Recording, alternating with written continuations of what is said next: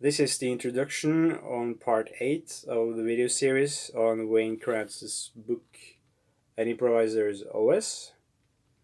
Let's get into the video, but first I have an important question for you.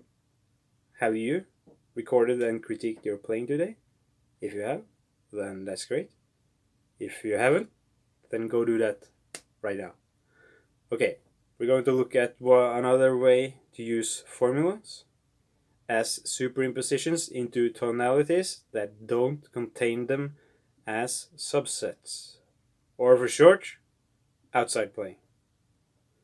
It may sound like a very complicated matter, but this concept is in fact very simple, and I have many examples and videos on this planned for you in the future.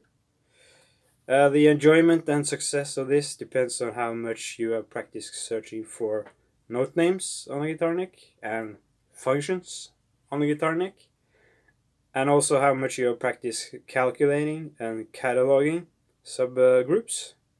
And you need a lot of patience, good ears, and open mind. If you haven't got these things together, outside playing is going to be extremely hard, and you'll be wasting your valuable time.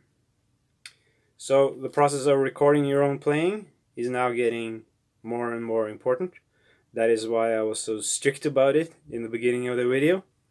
Because if we haven't got used to listening to ourselves and critiquing ourselves, practicing inside formulas, we are certainly not going to be able to practice them as outside formulas. Don't get too discouraged by this, because you can always come back to it later when you're ready for it.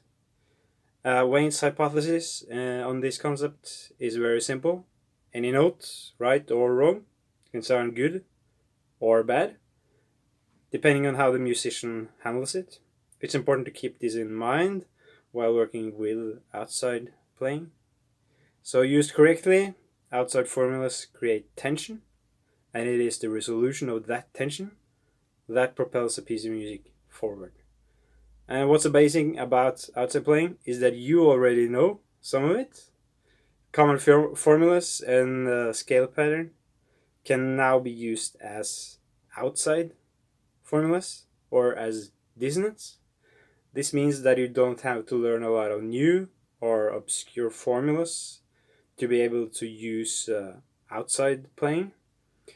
And we talked about pattern playing in the beginning of the video series, but if you haven't watched it, the basic premise of the book is that pattern playing can limit the growth of one's skills as a creative improviser, and the implementation of outside playing can help to break up these patterns and make them more flexible.